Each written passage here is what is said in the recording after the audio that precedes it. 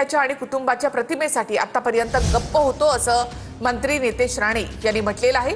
Tweet करत नितेश राणे यांनी असं म्हटलंय, त्यांचा रोख नेमका कुणाकडे याविषयी आता चर्चा सुरू आहे।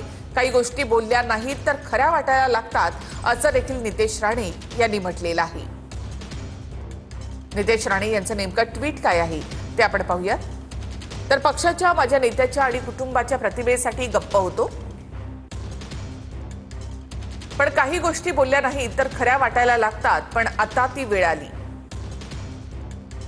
नितेश राणे यांनी भाजपा प्रदेशाध्यक्ष रवींद्र चव्हाणांची भेट घेतली आहे।